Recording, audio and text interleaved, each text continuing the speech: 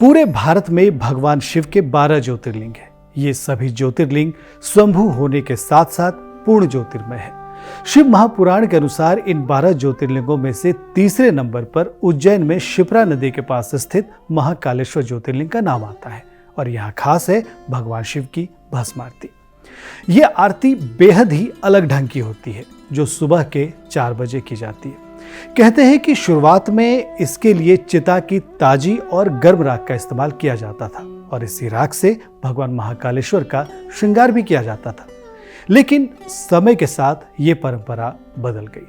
क्या आप जानते हैं कि आखिर यह इस परंपरा की शुरुआत कैसे हुई और क्यों की गई? चलिए आपको बताते हैं। नमस्कार, मैं हूं अनमोल कुमार और आप देख रहे हैं संस्कार टेल्स। बाबा महाकाल की नगरी उज्जैन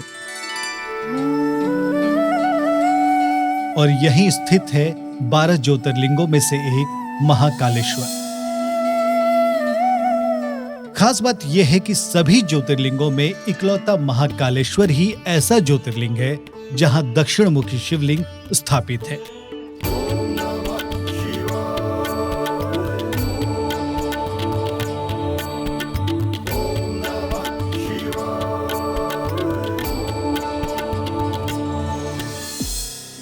ये भगवान शिव का एक विशेष शिवलिंग है जिसे अघोर भी कहा जाता है और ये मंदिर भी शमशान भूमि पर स्थापित किया गया है।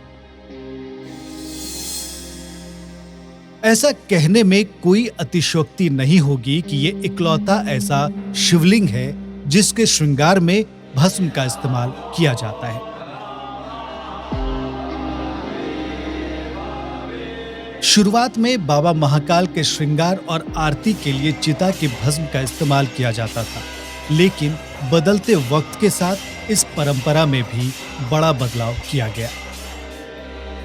अब बाबा महाकाल का श्रृंगार और भस्म आरती के लिए चिता की राख का इस्तेमाल नहीं किया जाता, बल्कि एक विशेष भस्म इसके लिए तैयार की जाती है जिसमें कपिला गाय के गोबर से बने कंडे, शमी, पीपल, पलाश, बड़, अमलतास और बेर की लकड़ियों का इस्तेमाल किया जाता है और मंत्रोच्चारण के बीच भस्म तैयार होता है।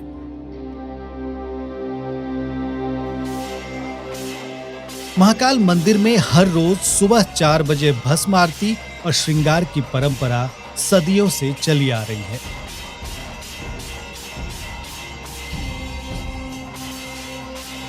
इसका कारण यह है कि महाकाल रूपी भगवान शिव को सुबह सुबह भस्म आरती के साथ जगाया जाता है।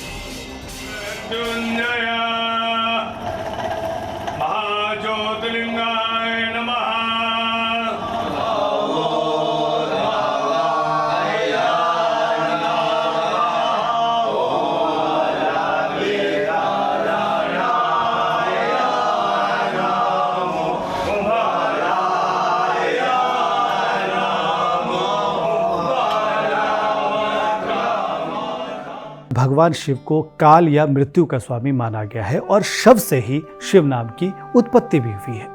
शमशान ही उनकी प्रिय जगह है। आज जिस जगह पर महाकालेश्वर मंदिर स्थित है वो एक समय शमशान क्षेत्र ही था। हर दिन ब्रह्म मुहूर्त में होने वाली भस्म आरती में यहाँ तड़के जलने वाली पहली चिता की ताजी भस्म अर्पित की जाती थी। लेकिन इस परंपरा की शुरुआत कैसे हुई? काफी समय पहले उज्जैन में राजा चंद्रसेन का राज हुआ करता था। वो भगवान शिव के बहुत बड़े उपासक थे।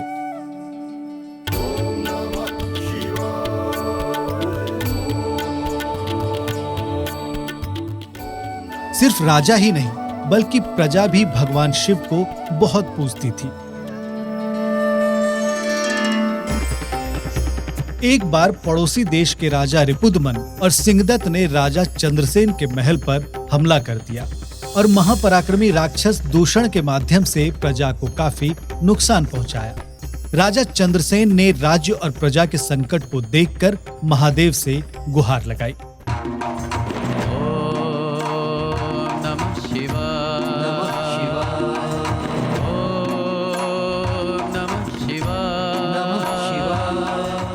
कहते हैं कि राजा चंद्रसेन की प्रार्थना स्वीकार कर भगवान शिव एक शिवलिंग के माध्यम से खुद प्रकट हुए, दुष्ट दूषण का अंत किया और उसकी राख से ही अपना श्रृंगार किया और कालों के काल महाकाल के रूप में हमेशा के लिए यहाँ वास करने लगे। इस तरह से इस जगह का नाम महाकालेश्वर पड़ा और तब से ही यहाँ भस्म आरती की परंपरा भी शुरू हो गई।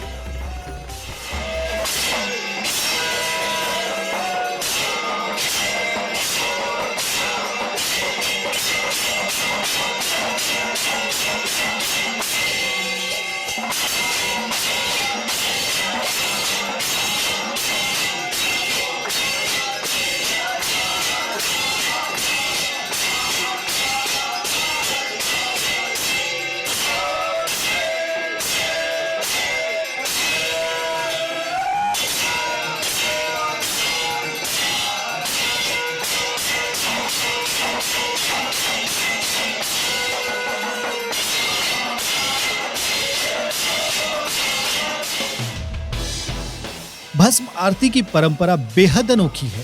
पहले चिता की राख से भगवान की आरती और उनका श्रृंगार होता था।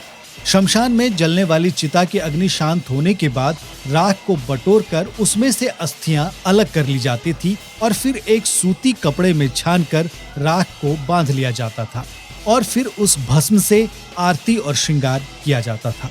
खास बात तो ये थी कि इस आरती और श्रृंगार के लिए अपने बदन की राख अर्पित करने के लिए जीते जी रजिस्ट्रेशन करवाना होता था। हालांकि अब इसमें काफी बदलाव आ गया है।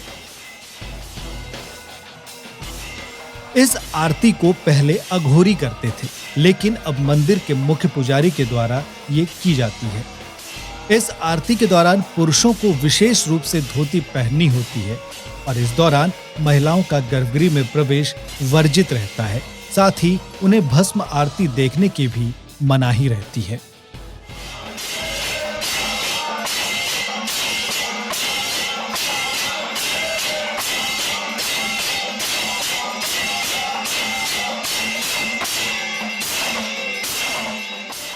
तो आज आपने जाना महाकाल मंदिर और यहाँ होने वाली भस्म आरती की परंपरा के इतिहास के बारे में। उम्मीद है कि आपको हमारा ये कार्यक्रम पसंद आया होगा और आगे भी हम आपके लिए ऐसे ही कुछ धर्म, आध्यात्म और रहस्यमयी घटनाओं से जुड़ी कहानियां लेकर आते रहेंगे। नमस्कार। और हाँ, अगर आपने अब तक हमारे इस चैनल को सब्सक्राइब नहीं किया है तो अभी सब्सक्राइब करें और बेल आइकॉन जरूर दबाएं।